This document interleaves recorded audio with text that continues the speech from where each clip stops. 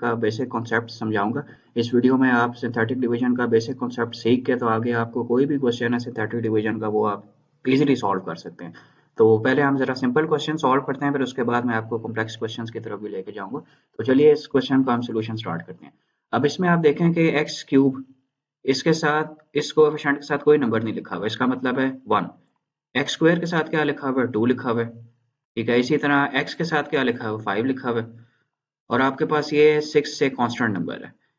अब आप देखें कि इसको मैंने किस तरह से लेकर चलना है। डिवीजन का तो बेसिक कॉन्सेप्ट तो आपको पता ही, आप बचपन से करते आ रहे हैं कि जिस चीज़ को आपने डिवाइड करना है उसको आप अंदर रखते हैं और जिस चीज़ से डिवाइड करना है उसको आप बाहर रखते हैं। तो अब आप देखें कि मैंने जो ऊपर सर्कल्स लगाए हुए हैं वो उससे मैं क्या लिख सकते हैं, आप एक्स क्यूब के साथ कुछ भी नहीं तो मैंने उसको लिख लिया 1। ठीक है, सिंपल। एक्स स्क्वायर के साथ क्या -2 तो मैंने यहाँ पे माइनस का साइन साथ लिख दिया और 2 लिख दिया। एक्स के साथ क्या आपके पास -5 है। ठीक है, और 6 से कांस्टेंट है वो एज इट इज आ गया। ठीक है, ये आपको लिखने का समझ में आ गया कि आपने इस इक्वेशन से किस तरह नीचे लिखना है। अच्छा, अब आप देखें कि आपके पास जो इसमें सबसे पहला स्टेप होना चाहिए ना, बेसिकली ये तो मैंने आपको समझाने के लिए कर दिया। आप ये देखें कि आपके पास ये क्या लिखा हुआ है, x-3। इसको अक्सर स्टूडेंट्स गलती कर जाते हैं, वो -3 ही यहाँ पे लिख देते हैं डिवाइड करने के लिए, जबकि आपने ये नहीं करना ना। -3 से नहीं आपने करना। आप देखें कि x-3 है, x-3 को अगर मैं 0 के इक्वल पुट करता हूँ इक्वल टू 0 तो मेरे पास x की क्या वैल्यू आ गई, x इज इक्वल टू 3 आ गई ना मेरे पास। तो मैं इसको 3 से डिवाइड करूंगा, ये मैंने यहाँ पे 3 लिख दिया, सही हो गया। अब आप देखें कि डिवीजन का प्रोसेस इसमें किस तरह से चलता है। ये जो आपके पास पहला नंबर है ये 1, पहला डिजिट, इसको आपने एज इट इज नीचे उतार देना बस। ये मैं यहाँ पे लाइन लगा देता हूँ, इसको मैंने एज इट इज यहाँ पे नीचे कर लिया। अब आप देखें आपने मल्टीप्लीकेशन करनी है, ये जो आपके पास है 3 और ये वाला 1, इसको आपने करना है मल्टीप्लाई। ये मैंने x का निशान भी लगा दिया मल्टीप्लिकेशन के लिए। 3 इंटू 1 क्या होता है, 3 होता है, वो मैंने यहाँ पे लिख दिया। अब आप देखें 3 - 2 इज 1। अब मैं इस 1 को दोबारा मल्टीप्लाई करूंगा इस 3 के साथ। 1 इंटू 3 क्या होता है, 3 होता है। And -5 + 3 is -2। ठीक हो गया। इसी तरह -2 मल्टीप्लाई बाय 3 -6। ठीक है, तो ये मेरे पास क्या रिमाइंडर आ गया, इसको मैं सेपरेट कर लेता हूँ यहाँ से, रिमाइंडर 0। तो इसका क्या मतलब हो गया अगर रिमाइंडर 0 आ गया, इसका मतलब ये हुआ कि जो x-3 आपको दिया हुआ था जिससे आपने डिवाइड करना था, ये इस पूरे एक्सप्रेशन का फैक्टर है। सही हो गया। अगर आपसे पूछा जाए कि आपने फाइंड आउट करना है कि ये इसका फैक्टर है ये x-3 या नहीं, इस तरह के क्वेश्चन आपके पास आते हैं, तो आपने सिंपल ये प्रोसेस करना है। अगर आपके पास ये रिमाइंडर 0 आ जाता है, इसका मतलब है कि ये पूरा जो आपके पास है एक्सप्रेशन वो इसका फैक्टर हो गया। तो चलिए अब हम जरा कॉम्प्लेक्स क्वेश्चन की तरफ चलते हैं।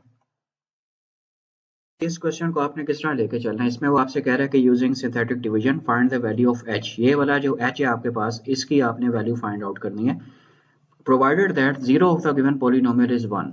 अच्छा, क्या मतलब हुआ इसका, जरा आप इसमें दिमाग लड़ाएं कि इसको मैं किससे डिवाइड कर सकता हूँ इस पूरे एक्सप्रेशन को। तो चलिए इसको मैं 1 से डिवाइड करता हूँ। उसने लिख दिया क्वेश्चन में कि zero of the given polynomial is 1, इसका मतलब 1 पे इसका रिमाइंडर 0 आएगा, तो इससे मैं इसको डिवाइड कर सकता हूँ। अब आप देखें कि डिवीजन का वही प्रोसेस है जो लास्ट क्वेश्चन में मैंने किया। एक्स स्क्वायर के साथ क्या लिखा हुआ है, 3 लिखा हुआ है। एक्स के साथ क्या लिखा हुआ है, 4 लिखा हुआ है। और -7h मैंने उसी तरह लिख लिया क्योंकि h मैंने फाइंड आउट करना है। और यहाँ पे क्या आ गया, मेरे पास 1 आ गया। अब आपने सेम वही प्रोसेस रिपीट करना है, आपने इसको पहले डिजिट को ऐसे ही नीचे ले जाना है। ये आपके पास 3 आ गया, 3 into 1 is 3, 4 + 3 is 7, 7 into 1 is 7। तो यहाँ पे मैं 7 लिखूंगा। अब आप देखें, अब मैं इसको क्या ऐड और सब्ट्रैक्ट कर सकता हूँ, नहीं कर सकता। तो मैं यहाँ पे क्या लिख दूंगा इसको, -7h + 7।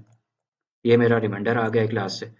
लेकिन अब आप देखें कि मुझे उसने क्वेश्चन में ऊपर बताया हुआ कि zero of the polynomial is 1, इसका मतलब कि इस 1 से जिससे मैंने इसको डिवाइड किया है, इस 1 से डिवाइड करने पे इसका रिमाइंडर 0 आता है। तो इसका मतलब है कि मैं इसको 0 के इक्वल रख सकता हूँ ना।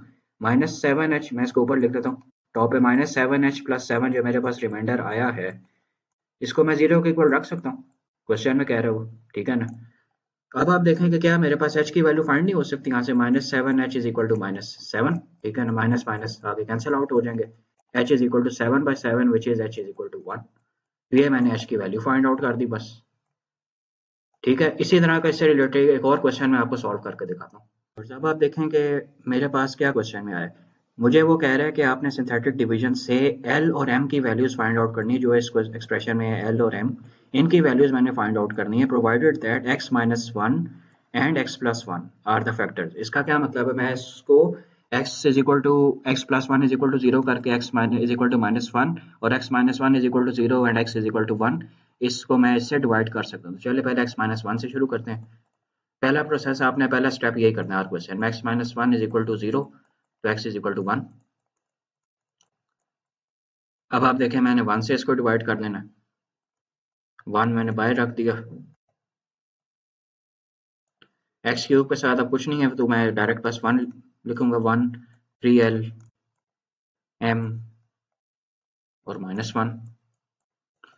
अब मैंने डिवीजन का प्रोसेस कंटिन्यू करना है, वन एज इट इज नीचे आ गया मेरे पास, one into one is one, तो ये क्या आ गया मेरे पास 3l plus one, 3l plus one into one is 3l plus one. अब इसको मैंने किस तरह लिख लेना है, 3l plus m plus one. इस पूरे को जब मैंने वन से मल्टीप्लाई किया तो मेरे पास क्या आ गया, 3l plus m plus one. अब यहाँ पे एक चीज है, प्लस वन और माइनस वन जीरो नहीं होगा, तो मेरे पास ये क्या बच गया रिमाइंडर में, 3l प्लस m। ठीक है, इसको मैं नोट कर लेता हूँ कि मेरे पास रिमाइंडर आया है x माइनस वन को जीरो के इक्वल रख के मेरे पास जो रिमाइंडर आया है वो आया है 3l प्लस m। अब मैं चलता हूँ आगे, x plus one is equal to zero रखता हूँ मैं इसको, माइनस वन से इसको कंटिन्यू करता हूँ, क्योंकि मैंने l और m दोनों की वैल्यूज फाइंड आउट करनी है, इसलिए इन दोनों के साथ इसको करके देखना है। माइनस वन से मैंने इसको करना है, मेरे पास क्या आ जाएगा, वन 3l m और माइनस वन। अब डिवीजन का प्रोसेस वही सेम रिपीट हो रहा है जो हमने लास्ट क्वेश्चन में भी सीखा है। ये पहला डिजिट ऐसे ही नीचे आएगा, one minus one, 3l minus one, minus 3l plus one, minus 3l plus m plus one. ठीक है, ये तो बेसिक मल्टीप्लिकेशन है, ये तो आपको समझ आ जानी चाहिए। अब यहाँ पे देखें आप क्या आ जाएगा आपके पास, 3l जो मैंने माइनस वन से मल्टीप्लाई किया, माइनस m और माइनस वन, तो मेरे पास फाइनल रिमाइंडर क्या बच गया, 3l minus m minus to. अब जो मेरे पास पहली इक्वेशन आई थी जो रिमाइंडर वाली, वो भी मेरे पास नोटेड है और ये भी मैंने इसको भी नोट कर लिया। ये मेरे पास इक्वेशन टू होगी और वो इक्वेशन वन थी। वन वाली इक्वेशन मेरे पास जो थी वो थी 3l प्लस m,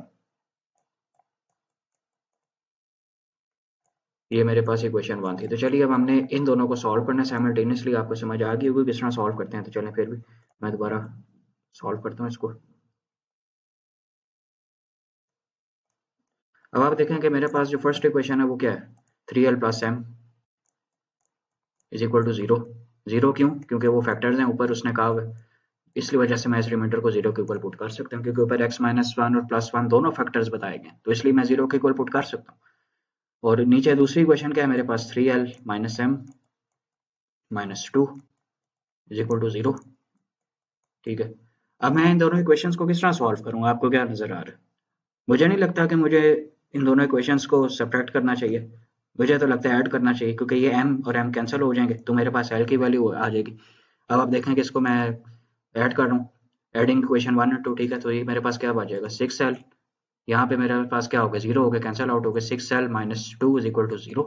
यहाँ से मेरे पास l की वैल्यू फाइंड आउट होगी, l इज इक्वल टू, चलो मैं पूरे स्टेप्स कर लेता हूँ, 6l is equal to two, l is equal to two by six, ठीक है, which is equal to one by three. अब ये l की वैल्यू वन बाई थ्री मैं पुट करूंगा वापस इस पहली वाली इक्वेशन में। हमेशा जो सबसे आसान इक्वेशन होगी आपने उसमें अपनी वैल्यू पुट करनी है, 3l प्लस m। ठीक है, कुछ भी नहीं, नीचे देखें आप, नीचे वाली इक्वेशन में क्या बन रहा है, 3l minus m minus to. क्यों आपने अपना टाइम जो है वो ज्यादा लगाना है इस कॉम्प्लेक्स इक्वेशन को सॉल्व करके। तो अब आप देखें मैं इस पहली वाली इक्वेशन में वैल्यू पुट कर रहा हूँ, l की वैल्यू क्या है मेरे पास, one by three, l is equal to one by three मैंने पुट कर दिया, 3l पे plus m is equal to zero. तो ये मेरे पास m की वैल्यू फाइंड नहीं होगी, थ्री और थ्री कैंसिल आउट हो गया, one plus m is equal to zero, तो m is equal to minus one. ठीक है, तो ये मेरे पास दोनों वैल्यूज फाइंड आउट हो गई, एल और एम की, जो उसने मुझे क्वेश्चन में कहा हुआ था। तो बस ये आपका क्वेश्चन सॉल्व हो गया। तो ये बेसिक कॉन्सेप्ट है, इसको आप यूज करते हुए सिंथेटिक डिवीजन का कोई भी क्वेश्चन है वो आप बड़ी इजीली सॉल्व कर सकते हैं। अच्छा, एक और चीज मैं आपको बता दूं, अगर मेरे पास इस तरह लिखा हुआ है x4, ठीक है, लेट्स सपोज ये, चलें इसको 4x4 कर दें, 4x4 plus 2x² plus x plus 1।